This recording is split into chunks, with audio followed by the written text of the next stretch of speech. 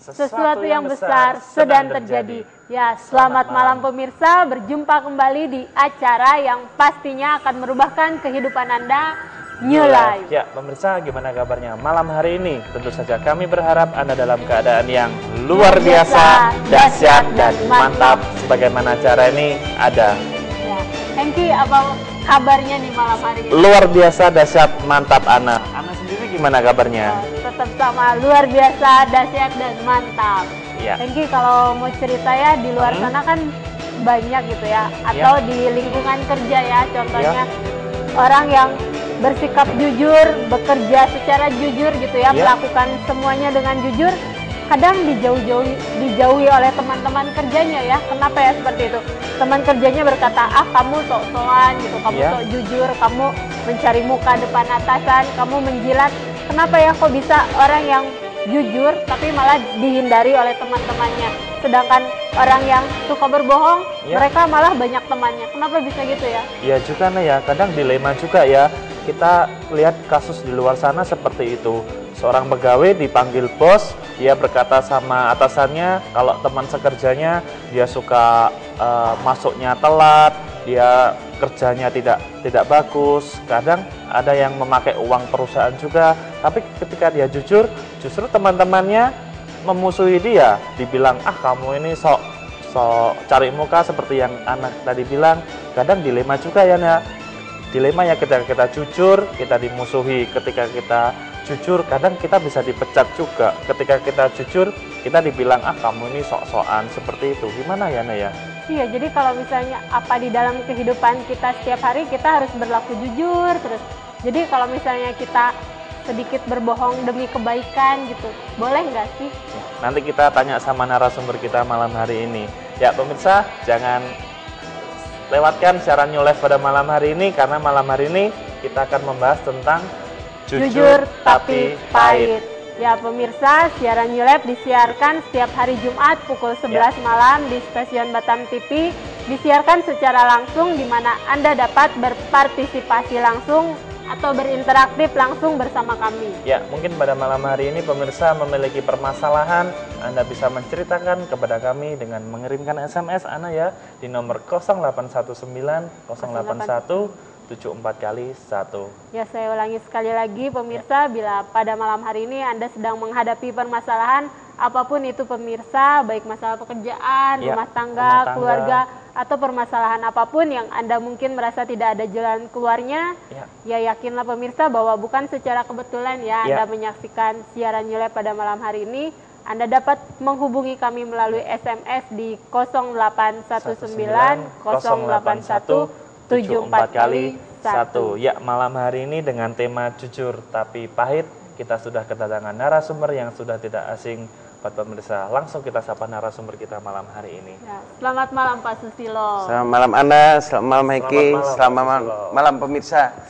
Selamat malam istriku. Selamat malam Ibu Ervi. Selamat malam Hengki, selamat malam Ana, dan selamat malam pemirsa.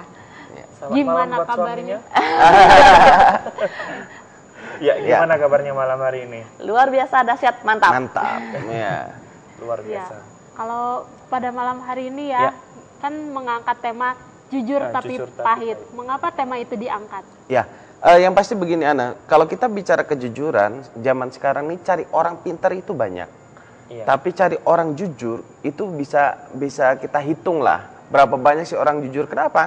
Karena seringkali orang mau jujur, tapi waktu dia berusaha untuk mulai jujur, dia lihat kenyataannya akan menjadi pahit. Contohnya misalkan di dalam dunia kerja, waktu kita melakukan kesalahan, kan semua orang pasti pernah melakukan kesalahan dalam hidupnya. Waktu dia berkata jujur, orang akan pandang dia sebelah mata.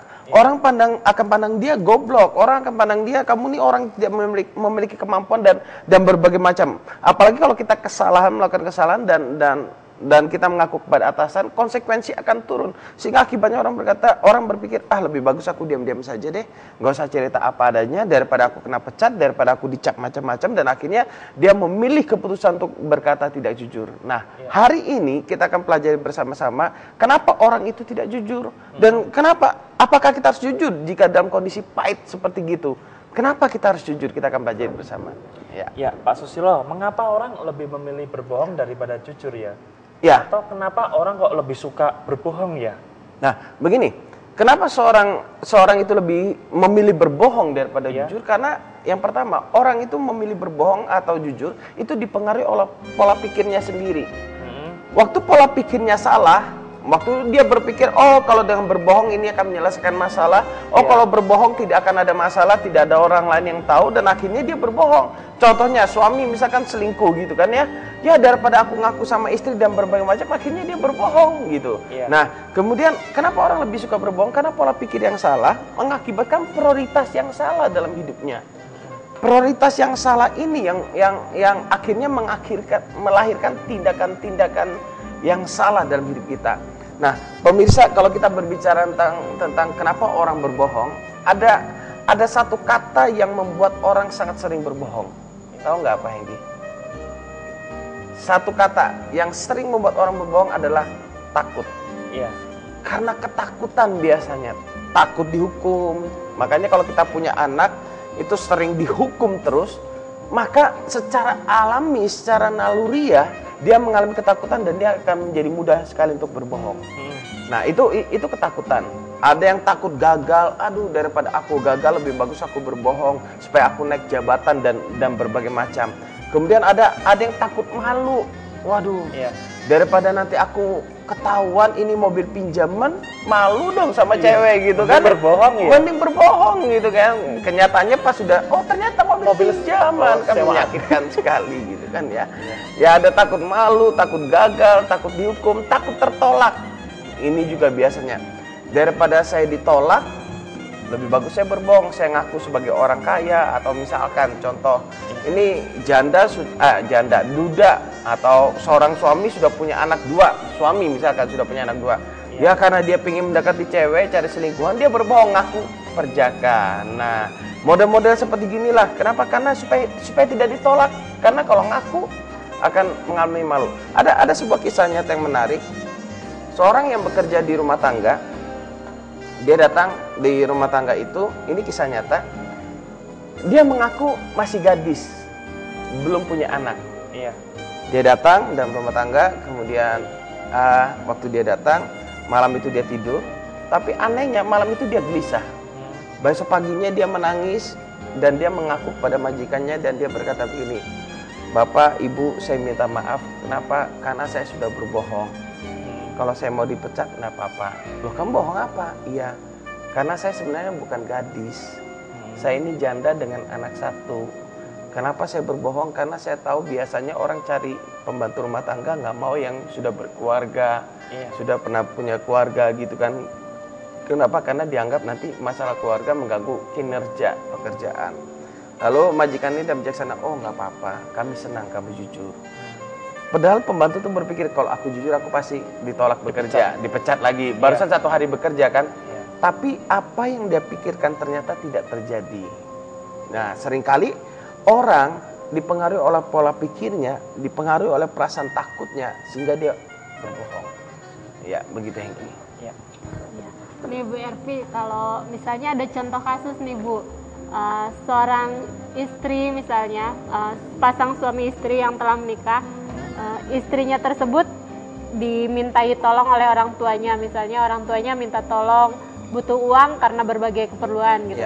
Nah lalu dia tidak bilang kepada suaminya karena takut mungkin ya, takut suaminya melarang atau menolak. Jadi dia mengirim uang secara sembunyi-sembunyi. Nah saat si suami bertanya, gimana keuangan kita? Oh sudah oke kok, sudah saya tabung semua di bank gitu kan. Lalu itu kan dia membohongi suaminya, tapi di satu sisi dia berbuat kebaikan untuk menolong keluarganya. Jadi apakah boleh seperti itu, berbohong tapi untuk kebaikan?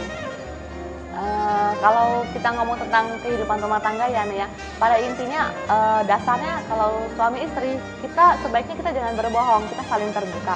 Itu sudah dasar ya, saya pikir di mana-mana masih seperti itu dasar.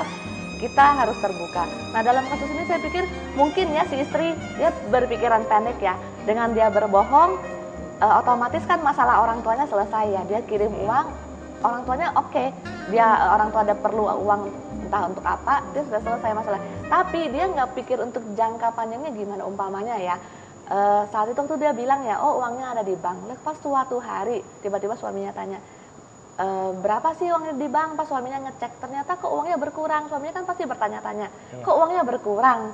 Nah setelah gitu kan otomatis suaminya mesti kan curiga ya, kok berkurang segini. Nah waktu itu mungkin istrinya nggak pikir ya untuk saat itu selesai masalahnya, tapi secara nggak langsung suaminya kan jadi nggak percaya sama dia gitu loh, kan sayang banget gitu loh, karena satu hal berbohong. Jadi suaminya mau percaya itu dasarnya apa?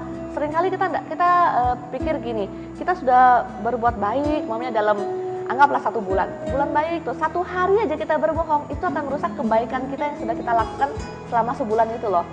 Mungkin dalam waktu 1 menit berbohong 1 menit, tapi kebaikan kita berpuluh-puluh jam itu hilang seketika, kan sayang sekali gitu loh. Jadi saya pikir nggak ada alasan lah untuk berbohong untuk kebaikan. Bagaimanapun kita tetap belajar jujur apapun konsekuensinya. Mungkin saat itu dia nggak tahu juga kalau media jujur gimana, tanggapan suami kan masih belum tahu ya. Mungkin sebaiknya jangan pikir pendek lah. Mungkin saat itu masalahnya selesai, tapi kedepannya hubungan sama suami mungkin jadi nggak baik, jadi saling nggak percaya, saling curiga gitu. Ya, pada intinya begini, setuju nggak dan berbohong dulu? Berbohong tuh benar salah? Dosa Pak. Dosa. Langsung. Ya, oke. Saya cuma mau katakan orang bijak ya tidak akan mencari alasan untuk membenarkan perbuatannya yang salah. Kalau kita selalu mencari alasan untuk membenarkan perbuatan kita yang salah,